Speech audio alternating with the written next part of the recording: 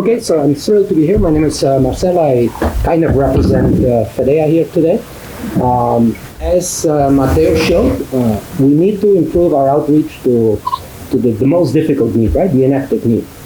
But apart from thinking about how to reach them, we also need to think about the kind of interventions, the profile of these young kids, and the kind of interventions we need to prepare them, either for a return to the education system or to prepare them for the labor market, and who can best provide these services. That's where the debate will be on today.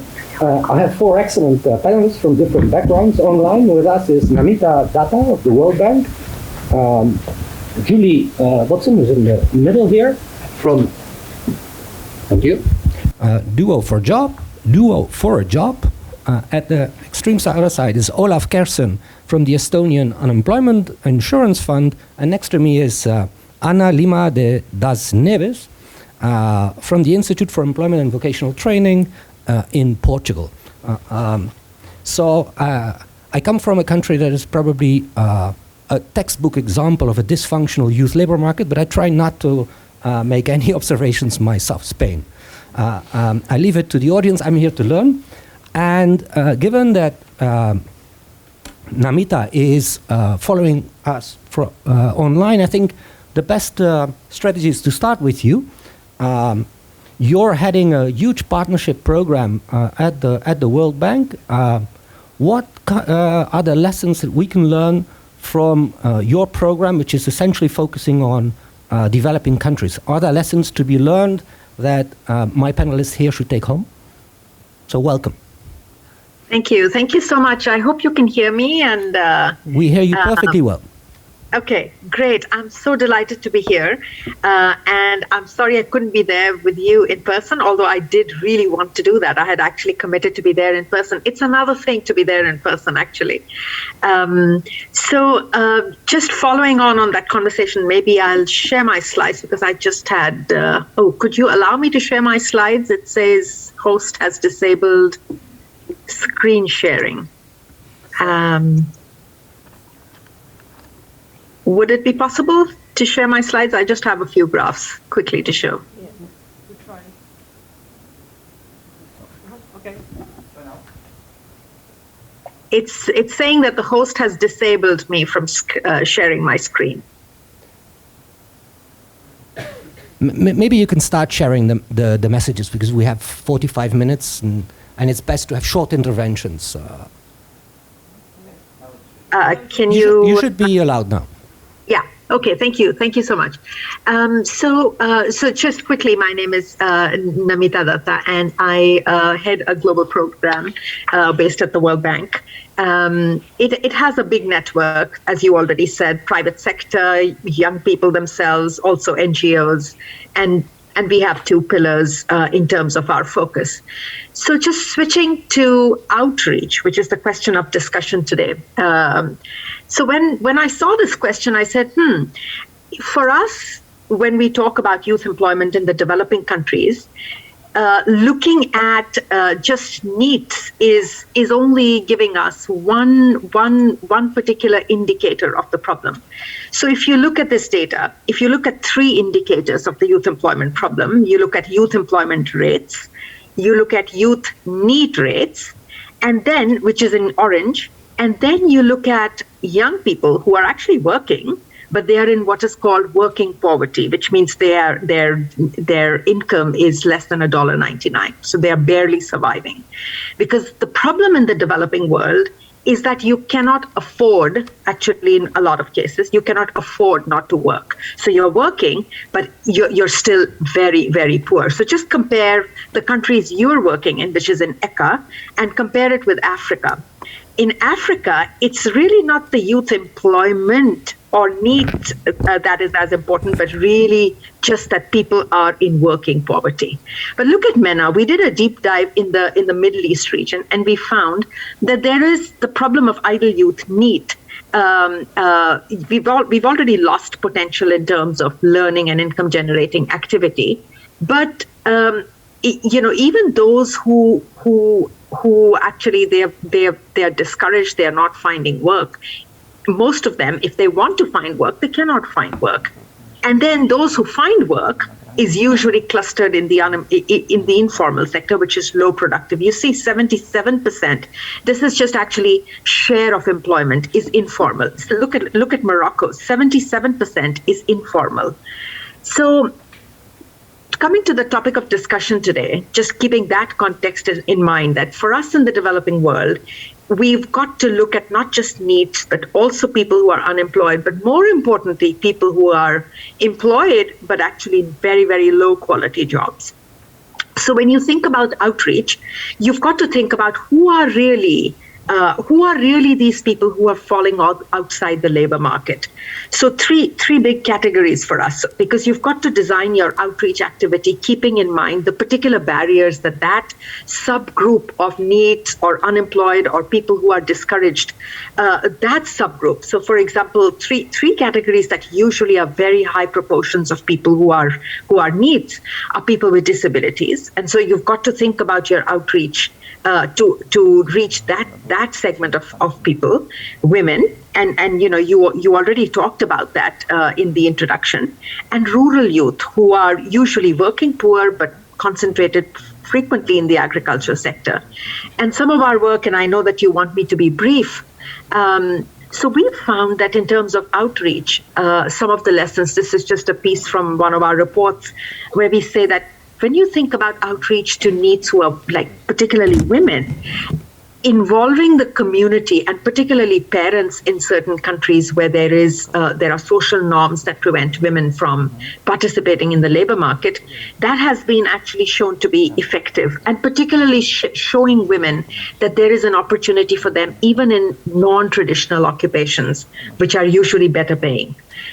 The second strategy is usually involving teachers and students themselves. So peer-to-peer, we found outreach is very effective because a lot of young people listen to each other. They hang out together in communities. And particularly with refugees, we found that also incorporating some, this is actually a big piece, by the way, the whole mental health resources for your vulnerable youth we are finding it increasingly actually during COVID, is a really important, it should be a really important part of the package. So we are actually in the bank increasingly turning towards results-based contracts. And I think some of the problems that Mateo's shared in the beginning really resonated with us as well. So when you look at you assume that most agencies and most of people who are outside the labor market would have incentive to approach a PES or actually to enroll back, but that's not true. We see high dropout rates, and actually we see higher dropout rates among those who actually need that training much more, for example, or need that level of services much more. So using results-based contracts can be an effective way, but there are three issues with results-based contracts. Number one is when you have a results-based contract, the agency that's delivering the services should have the freedom to select who they want to work with, right? But the problem then is that would they then select only those that are easier to place in jobs, whereas traditionally, certain people have much more constraints. And so is it that they would just fall out then? But here we had a program in Nepal, for example, where we allowed, as part of the results-based contract, we allowed the agency to select whoever the section of needs and unemployed people that they wanted to work with, but we just offered a differential pricing formula. So just another incentive for them to particularly work with those who have higher levels of disadvantage. The second problem when you think about results-based contracts in the outreach is what stage do you incentivize? Where do you put the result? Should it be at the level of recruitment? Should it be at the level of, okay, fine, now you've recruited a few needs and you're working with them, but should they keep attending? Let's say you are asking them to go through a skills and training program. Should they attend it, or if they've dropped out, should they still get the incentive? And then the third piece is if they actually recruit, they go through a training program and then they get placed. So what level, at what stage of this process should you create that incentive? And we found actually that projects use different types. So we also did some sort of a comparison to see what works. In Nepal, for example, like I was saying, the outreach, we used a lot of radio, a lot of television, and particularly tried to focus on the sort of language we were using in that outreach so that women, it connected and it resonated more with women. And also even in the pictures that were part of this outreach, to show to women that it's not just the traditional women type of jobs that were possible for them, but even non-traditional, which are usually better paying. In some cases, for example, in Uganda, we experimented also with a group approach where there were no incentives really, but the only thing was that the plan had to be developed by a group, and this is sort of more like a social accountability mechanism. In some cases, we also partnered with NGOs, and the NGO got a small finder fee if they were able to outreach and enroll people who were really discouraged. So I know I can't go into detail. You wanted me to be brief, but the other last point I just want to say, and then I will shut up, is that when you conduct such an outreach, it's important to keep in mind, what is the message that you're telling them? Are you wanting them? Is the message that come back and this will sort of put you back in the pathway towards a job? Or are you asking them to come back into the labor market, but perhaps enroll in a skills development program? Or are you thinking about some possible avenues of entrepreneurship? Because the clearer we are about our strategy, the better the outreach targeting can be. And I won't go through details, but these are just some. So, for example, if the outreach is to tell them about the importance of further training themselves and getting an additional bit of education, then it's important to convey in the outreach that the training is going to be very, very connected with the labor market. And that's a problem actually in a lot of our countries, right? That the training programs and the education system is so out of touch with the labor market.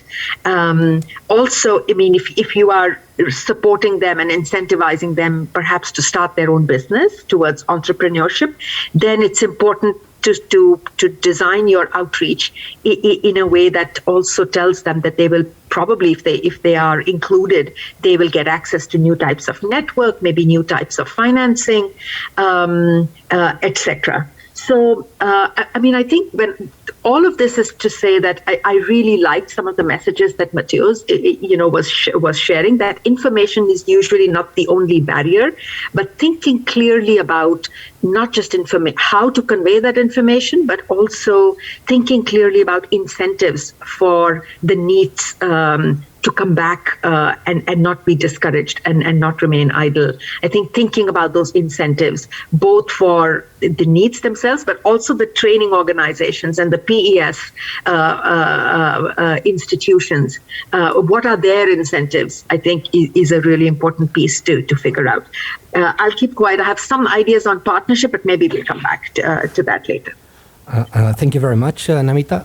Lots of useful points. I think for the panelists, the first observation that I would like to stress is the fact that it's a very heterogeneous group. We need to tailor the solutions to these young kids, something that the Public Employment Agency is not used to in general.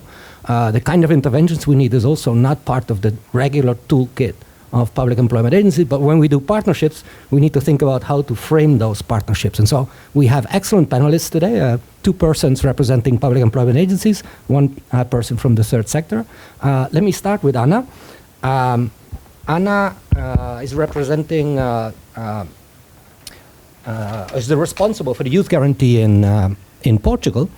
And apparently, Portugal recently introduced a new strategy to reach out to unregistered and inactive young people. What's innovative in the strategy, and what are the elements that you think the youth guarantee in other countries should take into account from the Portuguese experience? Thank you. Okay, thank you. Let's be brief, make it short, so we can have several interventions among us. Thank you. Okay, no pressure, so thank you.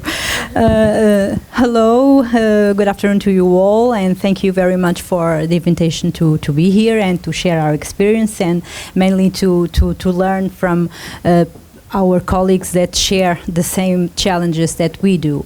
And I would like to start, making it brief, don't worry, but like to share that these are very interesting times to work in the public empowerment services, because we are facing like overlapping changing of paradigms outside and inside our services. So we are asked to prepare the digital and the green transition, to work with digital skills, and at the same time to modernize our services and to change a lot of the image that in many countries the public empowerment services have, and at the same time to solve the structural problems that we weren't able to solve all these years. And actually the inactive group is one of those structural problems. It persists in time.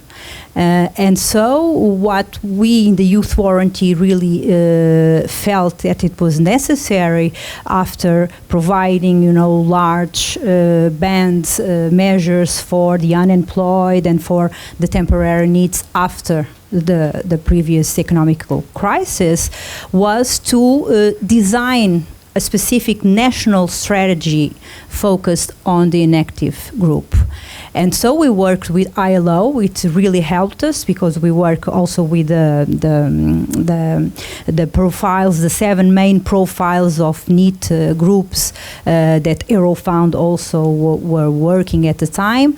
And it allowed us to make this more detailed approach and knowledge for us.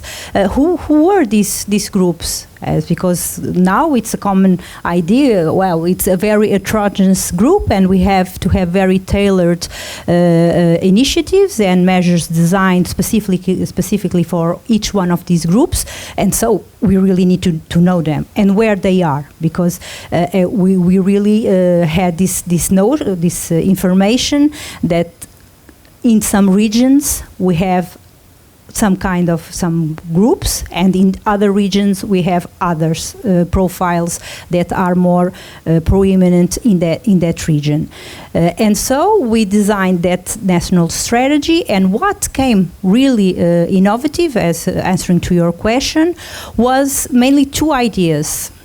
One, it was the pre-youth guarantee phase, where we, before the 4 months, start counting to give them an offer, to work with them in a very overboard initial assessment, because many of these youngsters really need to solve housing problems, family destructure, many times structure for families with some problems, legal documentation, and to provide them health and social security access to some services.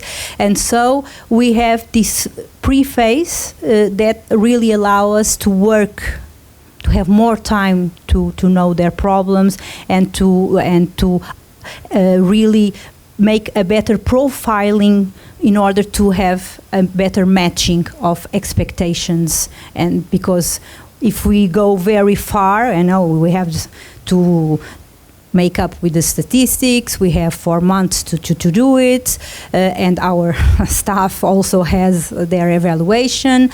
And so if we go too fast, what we notice is after a few times, they re-enter the youth warranty. And so we may have good statistics on the timing that we give them an offer, but they come back, and that is not good. It's not a good impact result. So that would be the first one. And the second, and as a good practice, we really like to share it, because we establish a platform for the local partners to make their signaling to register the young NEET that are inactive. Because, as said, the public employment services have many difficulties to go there, to meet their families, to spend sometimes knowing that process. And so let's give it to the ones that really know how to do it.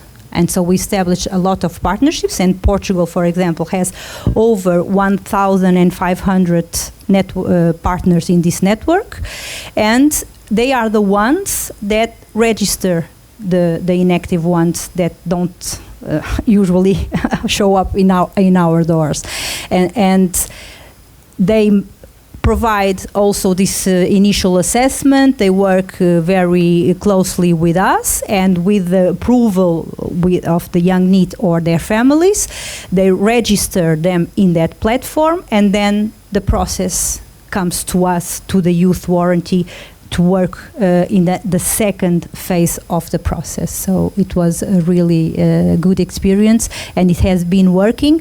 And just to close, now we are actually giving under the reinforced youth warranty, we are making the revised or actualizing this strategy, because after the pandemics, we want to really check what has changed and how we can continue improving this network of partners and signaling. Thank you. Okay, thank you very much, Anna. Thank you for being concise as well, which gives us the opportunity to, before moving to Julie, I would like to stay with the focus of public employment agencies. Olaf comes from Estonia. Probably you all know Estonia is the country with the most digitalized public sector, in the world, most likely. But having a digitalized public sector doesn't allow you necessarily to reach out to young people who are very far away from the labor market. And in fact, the figures seem to suggest that there is an issue. There's a low percentage, according to the data presented here, of inactive NEETs who are in contact with public agencies. So what does Estonia do to get to these people? And in line with what Anna says, is there a strategy to, before sending them out to work or sending them to education, to recover these young kids, to help in their self-esteem or help resolve problems that may be barriers in the long run? Yes, thank you for the question. Is it working? Take mine. Thank you for the question. I'd say our main objective is as Anna also described, that it's not enough that we kind of move inside the time frame and give these youngsters an opportunity to move on really fast to get to the labor market or to continue their studies. Because mostly I'd say they have some other issue also. Their main issue usually isn't that they are out of a job or they aren't in school studying. They might have some other problems also. It might be mental health. It might be general health issues, social issues with their families. It might be financial issues, debts, loans that they have taken. So these are actually matters that kind of don't let them move on in life. Don't let them get a job. Don't let them get motivated to get an education, to move on. So these are actually the things that have to be dealt with beforehand, before we can continue with making a plan how to get back to the labor market or go back into school. So yes, we have to look at all the other issues beforehand. What do we do to kind of reach out to these youngsters, to even get them to the unemployment office to register as unemployed? Yes, as you gave us praise that we are a really digital country, we still have a lot of issues with this, because the digital identity is related to people having this digital identity card. And one of the problems might be that young people haven't had the reason to use this in their life, and they don't even have this card, or they don't have the PIN numbers, the codes for using it. already this might be an issue to register as unemployed, because you cannot do it online if you don't have these codes, this identification card. So yeah, we might be a digital nation, but if you aren't integrated into this world, then it's a big issue for you, especially if you have anxiety, if you have problems with meeting people face to face, then it's a double-sided issue, because you cannot do it online, you cannot do it face to face. But reaching out to this, I think the other part of your question was how do we reach out to these youngsters? Well, we have to be kind of attractive to them, because already when kind of planning our services or designing our services, we have to think of what do they actually need? What, as was mentioned before, that what is it that we offer them, or what's the message? Like, do you want to move on with your life? Do you want to get a job? Do you want to get an education? Do you want to participate in a training course? These might not be the messages that the youngsters who are in a difficult position in their life want to hear. They might want to just deal with the matters that are more profound for them at first. And maybe they just don't connect the dots that, oh, okay, I have taken some loans, I have debt issues, I have some family matters that need to be dealt with before, and they don't connect the dots in a way that the public employment service usually seems like the institution that deals with only labor market issues or finding a job or maybe some training courses, but it doesn't our image isn't in the eyes of the young people that they deal with all these kinds of matters before they deal with the labor market or education matters.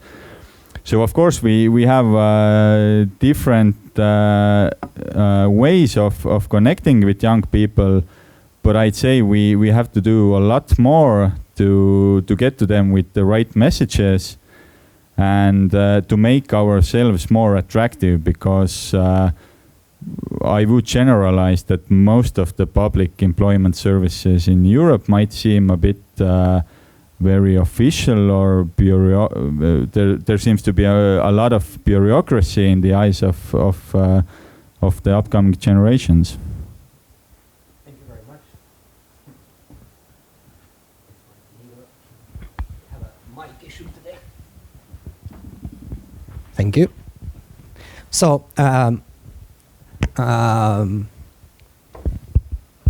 this one works. Yes. So we had the perspective, the first perspective of two representatives of the public employment agencies, but my experience in Spain is that the most innovative programs come from collaborations with the third sector or with private intermediaries who are much better to provide this individualized support to youth. So I'm very happy to have Julie here as well today. I'm especially happy because she's going to launch her Duo for a Job program in Catalonia next year. So can you please explain us the essential part of the mentoring program that you offer, and how is the collaboration with the public employment agencies? So welcome. Thank you. So do you hear me? This works? So thank you for having me here, and I'm very happy to represent the NGO sector among all those researchers and public institutions. I'll try to do my best. I am working for Duo for a Job, which is a mentoring organization created almost 10 years ago based on two main findings. The first one was that there was a high unemployment rate for youth people, and that there was a gap in accessing the job market for people with a migration background, being immigrant or second and third generation. The second finding was that people over 50 years old, that the competence and experience of people over 50 years old was undervalued. And so the idea was quite obvious, yet innovative, to put in contact those two groups of population, and that people over 50 years old, by pairing them with young people with migration background, they could actually help them finding their way to the job market. So we are running this mentoring program for almost 10 years now in Belgium, France, and the Netherlands, with quite good results actually. In terms of accessing the job market or accessing training before getting into the job market. So to ask your question, what is our experience by reaching them and with this outreach actions? I think that maybe the most obvious thing would be to ask them. I've not listened that very much since the beginning. And maybe to understand why they don't reach public employment services or other services or job market, maybe the best movement would be to ask them. That's what we try to do. So apart from the operational job that we're doing at Duo for a Job, we are trying to come to have internal research program, at least trying to gather the experience and asking the mentees what are the difficulties they encounter. And the most general and constant difficulty is related to the lack of information. And it's not only that they have not enough information, but also that they are overwhelmed with the flow of the information. And that actually the useful part of the information become unusable. And especially for people, newcomers, or that doesn't have a lot of network, given the isolation, they lack a point of reference to dig into this information and to provide them with the right information. The language barriers is definitely an obstacle for young people with a migration background, and they offer too little of interpretation and cultural mediator. The jargon. When we say that we convey a message to the young people, we must maybe think about the way we convey this message. What kind of language do we use, and which channel do we use? Are we using the channel that they actually use? We are seeing that still some message go through a normal mail, through mailbox, knowing that people would change the place they live 3 times in 1 year when they arrive. So that can be a difficulty. And I'm absolutely not talking only about public employment services, but in general, that's also a thing that we apply to ourselves.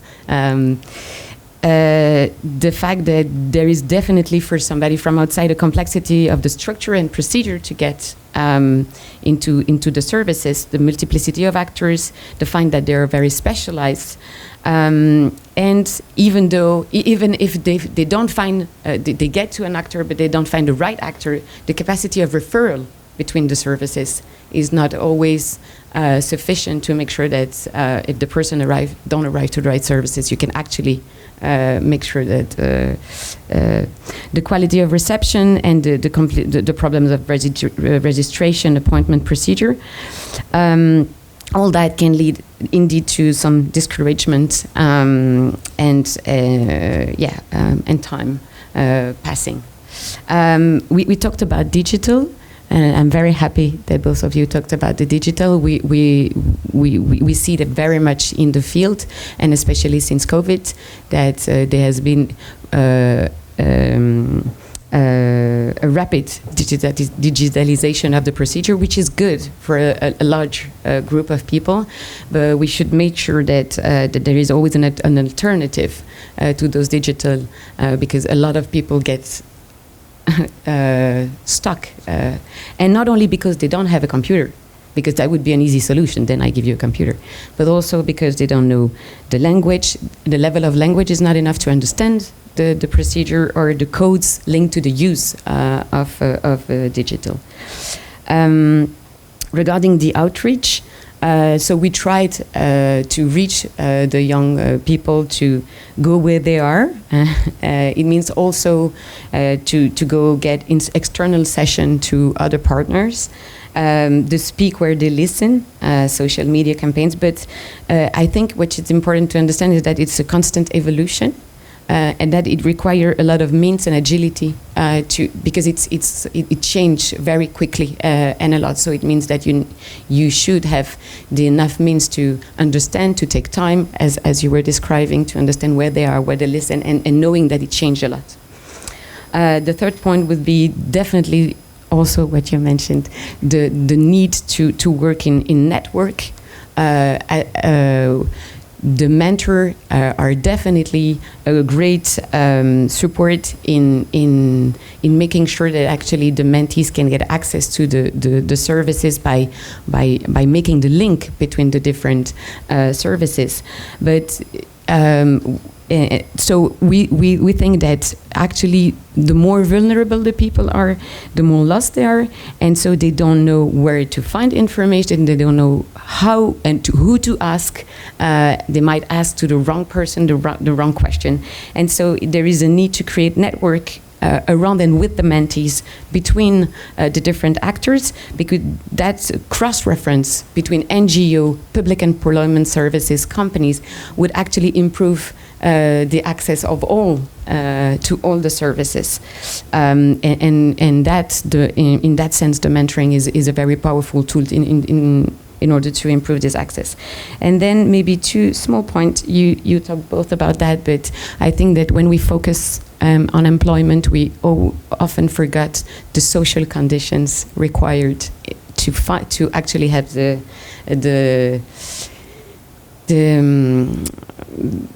brain free to actually look for a job. And you talked about employment, housings, kids, mental health, but I mean there is a lot of things that shouldn't be disconnected, and that require means also in public investment also on that. And then a last thing is about the confidence towards institution. If we want to reach to those institutions, they should be confident to this institution, and especially when we talk about people with a migration background, we need to understand also that the narrative about migration, what we say about migration, about migrants, has an effect on the way they perceive themselves, the way they perceive the institution, and the trust they have that institution can actually help them. So we can't disconnect this discourse from the fact that they would actually raise attention to public services. Okay, thank you very much. My suggestion for the rest of the debate is I'm actually going to launch questions to you that you can all answer. And my first one is actually directed to the proper idea of the youth guarantee. I mean, the youth guarantee is a temporary measure originally to support demand during a recession. We've turned it into a permanent program. But young people who have difficulties to find themselves in the labor market in regular times have face very different problems and barriers than a university graduate who temporarily has difficulties to find a job in a recession. And so the experience in Spain is that most of those hard to reach youngsters are dropouts. And that leads me to the idea that maybe the youth guarantee should redirect itself, not so much towards repairing let's say the labor market insertion, the school to work transition, but we should act earlier. We should act when these kids are still in school and try to prevent that they leave the labor market, leave the education system without the proper skills. Aren't we somehow misdirecting the entire focus of the youth guarantee and trying to repair things that should be repaired in the education system? So I know it's a tough question for you because you're all in the next stage, so you're all in the labor market stage, but do you make an effort to bring some of these youngsters back into education? Thank you. It's great that we have a youth guarantee and a document like youth guarantee, but I think the bigger picture is that everyone should see or always consider in the back of their head is that prevention is more effective than putting out fires. So preventing these situations, as you said, for these young kids, not dropping out of school is probably a lot more cheaper than dealing with the consequences of them being out of school, out of labor market, becoming neat. But the key thing, I think, is also that you cannot drop the ball. Even if this happens, it's probably you cannot keep everyone in school. You cannot you can do whatever tricks you have up your sleeve, but still there are situations in life where a student isn't motivated in completing his or her studies, and he wants to move on, do other things, or become inactive for some reason for some period of time. But it's really important to keep offering him or her something, to be proactive, not to let him or her be in that situation, but always show that here are different opportunities you have, here are different services, we can do this, we can do that, but not just let that kid or youngster be alone in that time. So it's really important to have these systems in place that kind of to keep tabs on these youngsters who are kind of reaching these situations or periods in their life that they are not active, but kind of gives us as institutions information and alert about this, that this youngster has already been out of the school system, out of the labor market for some period of time. Now it's really important to act upon this information. Because all the studies we have had in Estonia and also internationally, I think, show that the longer the first period of unemployment there is for a young person, the more negative the effects of this are in his or her life, even like 5, 10, 15 years after that point. So it's really important to react as soon as possible. But I think in coming back to your question, it's probably impossible to keep them in the system. But yeah, there must be like some tailored services or opportunities for these youngsters.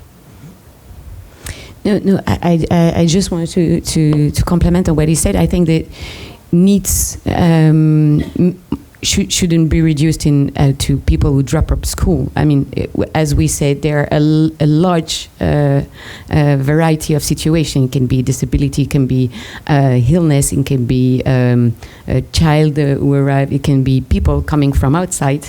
So I think that working on improving the educational system and improving the solidarity system to make sure that people don't drop up school, clear, sure. But it doesn't mean that doesn't require an additional system, being the youth guarantee in that case, to take back people when they left for a large variety of situation, the job market or the educations. You have anything to add, Anna? Yes, I would just to complement also here the idea. Of course, prevention is always better than solving the problem when the problem is already there. And I would really agree on the idea that we need to change the educational system in that point of view, because if we have more tailorized approach regarding the labor market, so we should also have it on the educational system, and also we should probably reduce the time of some of the education offers. I mean, not the compulsory education, but for example, in higher superior studies, I mean, the market can't wait 4 years or 5 for a person to have those competences to go to the labor market. I mean, after 6 years, 6 months, 6 years, 6 months, sometimes it's actually too late, because those enterprises no longer need that specific task or that specific profile. So from the higher education point of view, I really think it would be, and in some countries it's being discussed, in Portugal, for example, to have more short courses, and to have really inside the heads of these new generations that they will have to study all their lives. We have to continuously do short courses. We have to continuously improve our skills. We will change careers many times in our lives. We will change careers not inside many times our sector, but we will change completely to other sector, and that's why all the fluid competences and soft skills are really so important in nowadays. So in countries, for example, in Portugal, we really have low dropout and early school leaving rates. So we started above 20%, and now we have 6%, which is quite good. And so I really would focus on that post-educational point. And mostly, more than focusing on the school dropout, to focus more, and that's one of our focus on the reinforced youth warranty. It was recently approved in December 2021, to really work with the vulnerable groups, because for me that should be the focus of the youth warranty, because we have the large system measures. It's quite easy in some cases to bring them to the system, unemployed, unregistered. If we provide them with a good offer, if we highlight the advantages, they come to the system. But where we really should focus, and many times the financial support, and many times is those smaller projects that don't have the financial support they should have, would be a really improvement in the focus of the youth warranty, and this reinforced youth warranty is all about that. You actually mentioned the fact that some of the youth came back to the system, right? And you want to improve your outcomes there, have sustainable insertions. So what can you actually do in these interventions to make sure that once they find a job, this is a stable insertion, and they don't come back to you 5 months later when the subsidy is over? Good question. Very happy to give you an answer. Well, there I would have to say, to avoid these re-entrances, we should have a very good monitoring and monitoring and with system, with mentoring, and we are really counting. I'm looking here at Verl. We are eager to work with OECD for a post-youth warranty program, because as we introduce the pre-youth warranty phase, we need to improve the post-youth warranty, because we have a high number of re-entrances in the system, and complementary to that, and then to have an holistic and once again this holistic approach with many services that young people really need to be supported on. Many times with legal affairs, what are their rights, their labor rights, and other things to empower their lives. And also to improve the matching of the offers we make, and for that we have to improve the profiling and improve our data on the person who we are offering something to match with the expectations, and of course the quality of the offers. So to work on those, on the content and the quality of the offer, and to have a really good supported post-use warranty. Very good.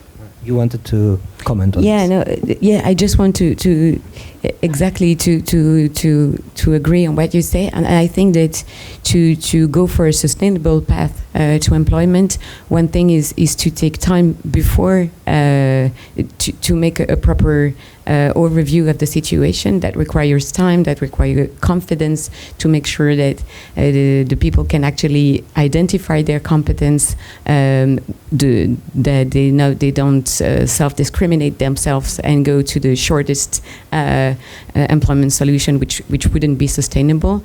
And I think that through mentoring, that's definitely what we try to do, is to make sure that this phase of evaluation of bilan of the situation is done, and it's taken time to do so. And then also the fact of having people coming from the sector. Because what we see is that a lot of people come and say, I just want to work, and I could be a carpenter, a dentist, or whatever. I would just want to work. They don't sometimes know the job market. They don't know the competences that is required, and they are unable to match their competence, if they are not recognized and formal, to what is required. So I think also having somebody from the sector, or at least that can explain what is behind the job and what is required, and to try to build something that is at the junction of the competence, the dream, and the need of the labor market, and to build something sustainable, and definitely to make sure that we allow people to continuously train themselves. And that, yes, they can get a first job to easily enter to the labor market, but do not remain stuck into this job. And there is a very interesting Flemish study that has been published last week about that, and that it's very much required to accompany those jobs to training to make sure that they can continue their path into the labor market. Okay, very good. I actually wanted to get back to Namita. You made a point about incentive contracts. So I guess public employment services making referrals to third sector organizations or private sector organizations. But I was kind of surprised by your comment that we should let those providers choose. My understanding is if we want referrals to work, we want probably to refer the hardest cases to specialized institutions, but then we don't want them to cherry pick. So how to set up the incentives to make sure that if we use referrals, that we set the proper incentives for those organizations who collaborate? So I think that's exactly what I said. I said that in terms of our bank projects, we are finding that the assumption that by simply referring an unemployed young person to, let's say, a training provider, that the young person would have the incentive to go get the training and then get the job. That isn't true because of the high unemployment, high dropout rates that we are noticing. When I said that it is important for the agencies to be able to select, I said exactly that while you want them to be able to select, because you've put an incentive now for them to overcome the problem of cherry picking, you might have to think about the incentive, which means, so we did the study where we said, you've got to be able to see what is the distance from the labor market that the person is at. If the higher the barrier, the longer and the more costly it is to be able to place them in markets, which means that you've got to build that into the incentive. So perhaps if you are referring somebody to a training provider or an agency, then you might need to think about additional incentives, let's say a top-up bonus to be able to place somebody who has a disability versus somebody who doesn't have a disability. So what I'm trying to say is that while you want to let them you are incentivizing them to work actively to place people, you want to give them additional incentive if perhaps you are referring them people who have higher levels of constraints.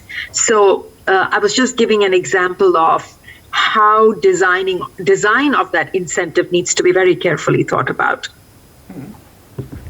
I couldn't agree more. So thanks for clarifying that point.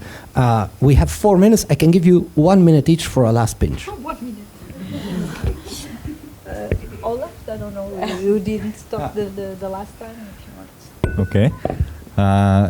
I'd say fundamental to dealing with this problem is also career services, because we can offer different opportunities for these young kids, youngsters to enter the labor market or to obtain an education or some skills via training courses. But it is important to see the bigger picture, and even though some training course can give this young person some skills to enter the labor market, to to kind of give the relief of getting some financial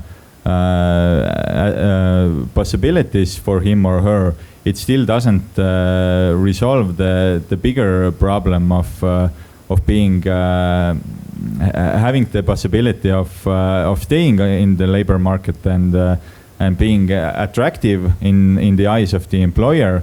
So I'd say it's really important to think about career services also. And in Estonia, we offer all the clients this possibility to meet the career specialist, to think this bigger picture plan through, to set the objectives in the time slot of, I don't know, a year, 3 years, 5 years. So I'd say besides dealing with the problem at hand, besides putting out the fire that we see with a lot of youth that reach us, it is important to always think of the bigger plan also, to let them have the opportunity of moving on in their lives themselves in 3 years' time, in 5 years' time. So I might talk to this career specialist soon. Julie. No, maybe just a small thing. Just wanted to share with you that however we put in place a lot of outreach initiative, still the first source, because we analyze how they reach us, is the word of mouth. Mm-hmm. Yeah, word of mouth. So I think that's maybe something interesting, that it's very much depending on the experience they had. So I'll start spreading the word about Duo for a Job in Catalonia. Thank you. Anna. Just to leave two ideas of what we can improve and what we should really focus on. The first one would be working with rural needs. It's a quite interesting new category that somehow has a very interesting mix of many of the profiles, and it's becoming quite an issue, and we are trying to have some pilot projects in Portugal, and I think that will be one of our focus in the next period. And also to work with more regarding to youngsters in prison, in rehabilitation services. We are putting in place also some interesting pilots on that matter, and so I think that will be the main topic for us, and also to improve what we are starting to offer as a public employment services, also with one of our clients, which are enterprises and companies in general, to work what we call these 360 programs, an integrated program. So we establish protocols with companies. They tell us, well, we need 20 people for Java, for Python, for OutSystems. Many focus on this moment at digital competences.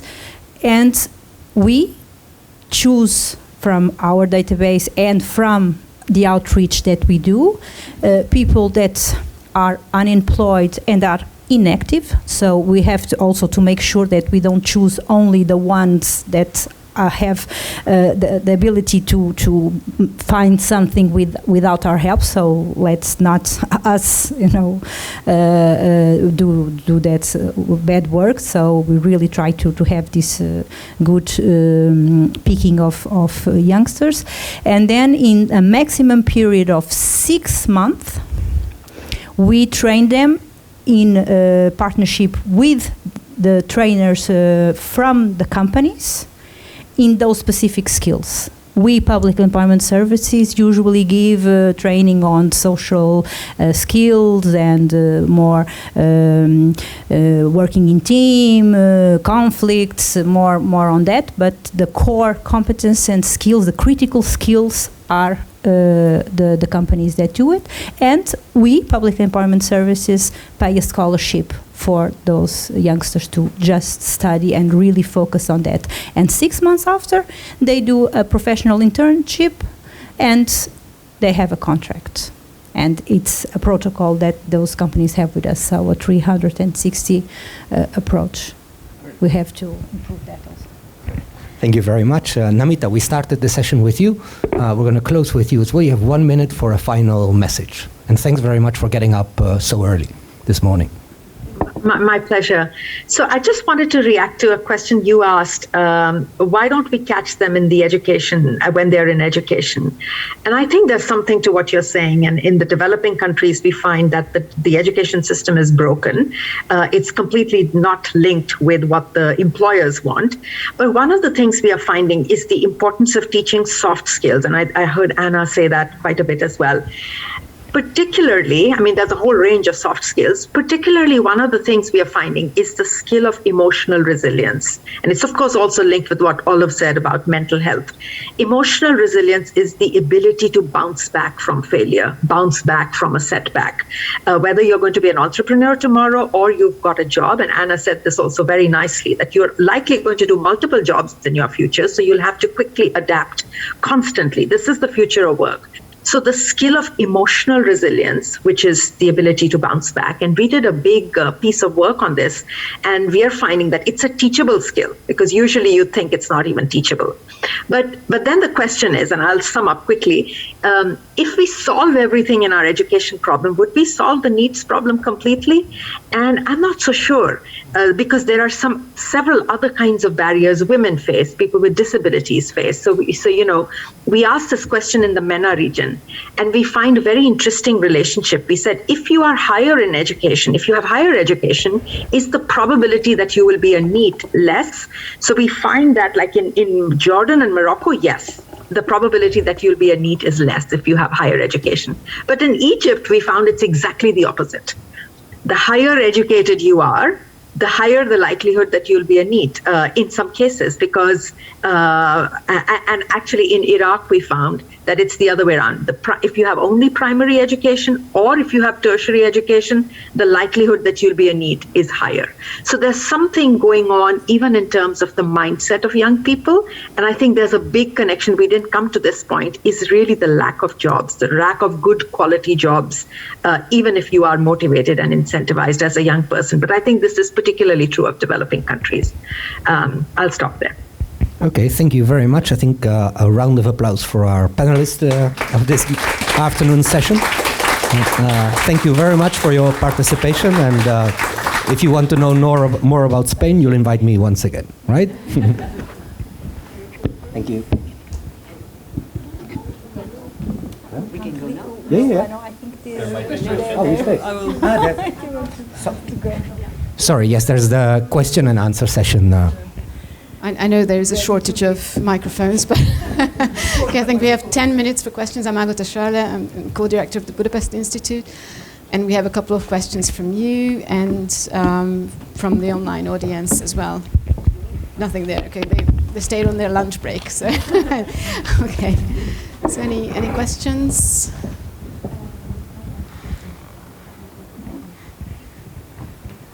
It's not on.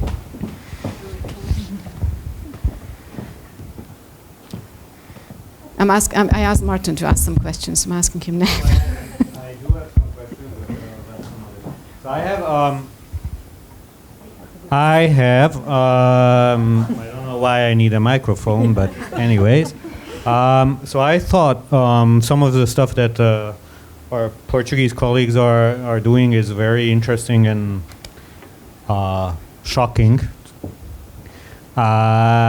And I'd like to ask, and probably this is a point for all of you, is that how to integrate the stuff that you do with the incentives or the way that the youth guarantee is currently structured, that you apparently put in a lot of resources before a person appears on the radar of the youth guarantee proper.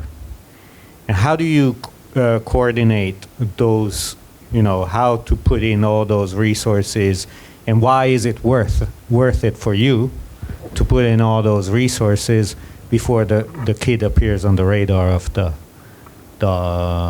youth guarantee. And I guess this is a point that is relevant for all three of you. Although probably more for Anna and Olaf, because it's more about... Yeah. Would Olaf, would you like to?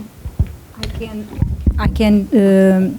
Well, the question why we do it is because it makes a difference, and in terms of public expenditure, we spend more solving the problem than working in this prevention. So that is something evidence-based policy has really showed us. So and also. Regarding the financial constraints, it's true that, for example, we have more resources allocated for vocational training, higher adult education, which are, as I said, large band measures, and that they are actually, they enroll a lot of people. So, and they are expensive ones. And the problem is when we are trying to find, and we have that problem, when we are trying to allocate some funds to have small projects and, how many people are we going to work with? Well, in some cases, we can be talking for a region for 50, 100 people. And so, that's not, a very spectacular number. That doesn't really highlight political, good results. And the focus is we have always to keep arguing is this question of impact. So, and what we actually do, these kind of projects are financed not by structural funds, for example, and maybe they should, but they're not. Structural funds usually go, to these large measures that are very, very expensive. It's from our own budget. And why we get more experts on this matter and working on this network? Because actually, if we don't have many resources, we really have to work together and use, for example, one of our main partners in this network is the Institute for Youth and Sports. For obvious reason, they are very good working with the youth. They have decentralized also offices, one shop for youth, and they are always present in sports events, and they are, language and proximity. They are very good at what they do. So we work with them, because we can't do it entirely on our own. But the question is, many times for these more tailored and smaller projects, we have to do it from our own budget, and sometimes not. We start with the pilot, and we show, to the political decision makers that this has a good impact. We can also have a larger scale with more impact and small steps. But we have been doing Thank you, good. Anna. Let's ask Olaf quickly, and I think Julie, I'll ask you about how you're connected to activists. Yeah, so offering career services is a part of the National Youth Guarantee Action Plan. So we go to a lot of schools, in primary schools, also secondary education, and that is kind of the prevention that we do, because we have seen that the earlier we offer labor market information, career services, choices in education, all this information about the whole field, the better the results are, the less of these kids growing up become neat or become in that really hard situation. They don't know anything about what can they choose, what opportunities they have, even what the base offers in terms of services. So the earlier we reach these young kids, these students in schools, the better all the results are in choices wise, and also in the information that they have about their possibilities and services that we offer. So that kind of explains why it is good to do prevention and become available for these students, these young people, beforehand, even before they become a blip on our radar that something is wrong. Olaf, just a quick follow-up question. During the lunch break, you also told me about the indicators that you have in Estonia, and I think that would be useful to mention, because we mentioned the issue that bad indicators can create perverse incentives for the past, and I think your outcome indicators are quite well designed, at least for the youth guarantee. Mm-hmm. Yeah, I'd say it is important to look at the percentage, not the whole numbers, like how many clients we have in this or that service, but how many of these clients, what is like the success rate. That is more important, I'd say. And with a lot of our services, with a lot of how the NEET youth are doing after they leave our institution, after they become students or enter the labor market, we look at the percentage, not the whole number of how many of them do it. Thank you. And so, Julie, would you like to share with us how Actiris contracts you, or so what's the relationship between the PASS and you? Yeah, so since, as I've said since the beginning of the presentation, for us, structural collaboration with the public employment services has been fundamental to what we do, mostly because we are only doing mentoring, that we are complementary. We are not replacing public services, not in terms of employment or social. We are trying to link between the different services and improve the access and provide additional support related to the fact that mentors have more time and know the specific codes, job market, have network and stuff like that. But we don't replace public services, and we work in a complementary way. So the love story with the public employment services is started at the very beginning of Duo for a Job, where a social impact bond has been put in place. It was the first social impact bond in continental Europe, and Actiris actually funded us to try to see if there was a real impact of the mentoring, because mentoring was quite new, and we didn't know if it would have an impact. So we benefit from a social impact bond, and there has been a counterfactual analysis of the program, and as Actiris has been in this social impact bond and has been the partner since the beginning, what we've seen is that after the results were released and were good, Actiris and the Brussels region put in place immediately a structural funding support for Duo for a Job, right after the 3 years of social impact bond, a structural support for mentoring. And that is not only important in terms of funding, but also in terms of partnership for sourcing, as I said, cross-reference between the services, and also in terms of operational collaboration. We also collaborate in terms of training that they give to the mentors to make sure that that mentors are aware of incentives, public incentives, of the reality of the job market and all that. So they consciously train the mentors. We go give training to the mentors to Actiris and Bruxelles Formation, so the mentors know the institutional environment. So I really do think that this close collaboration is fundamental. And for Actiris too, because Actiris acknowledge perfectly the fact that they can't provide this specific outreach services to reach those people. So I think it's a very, very interesting collaboration where everyone can use his own force and expertise.